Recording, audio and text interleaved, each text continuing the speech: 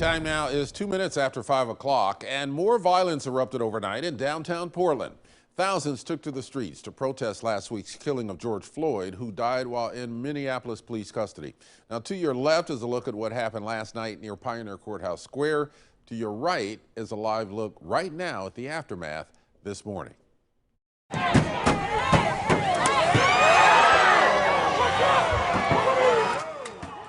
Earlier in the evening, our crews caught a truck driving through a crowd of protesters near Old Town in Portland. As it went by, some protesters were seen kicking and chasing it. No word yet on any charges. Now, what started as a mostly peaceful day of demonstrations in Portland did deteriorate again after nightfall. Elise Haas is live in downtown with a new message this morning from Portland's police chief. Elise?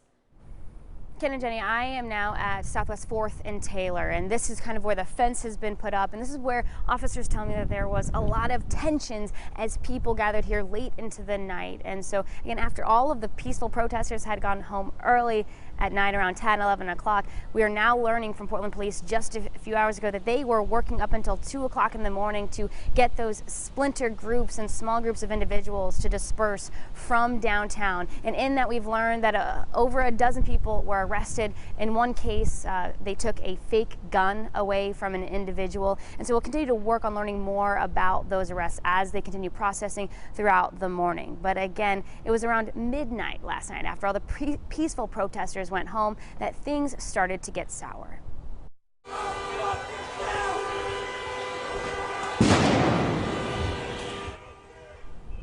So here's where you're hearing flashbangs and police yelling along with the protesters. And this is video from downtown well overnight, after police began firing tear gas and flashbangs at protesters, after officers say some of them became violent. Again, this is around 12:30 this morning. Portland police were shutting down Pioneer Courthouse Square and declared it an unlawful assembly. They started ordering everyone to leave the area immediately. Chief Jamie Resch said overnight that some protesters were throwing things at officers, such as ball bearings, fireworks, and glass bottles. They even say some vehicles were spotted in the area providing weapons to people. So at one point, she said one truck attempted to hit officers. Chief Resch said she understands that the overwhelming majority of people were there to protest peacefully, and this small group of violent people does not represent the whole. There are many thousands of you who are not involved in the violence and destruction, and I thank you. I still hear your message, and I know the others who are engaging in criminal acts do not represent you. So it is extremely important to note that most of the day and evening and night was peaceful. And you're looking at video that during most of this evening where people in Pioneer Courthouse Square came together and chanted the name of George Floyd. And I also want to drive the message home by showing you this other video that I shot, where thousands of people from this peaceful group listened to police officers and marched back to the east side of town starting at 10 o'clock p.m. I shot this video as they were finishing up their march around 11 p.m., chanting together while walking on East Burnside, and at one point I even saw a llama marching with this group.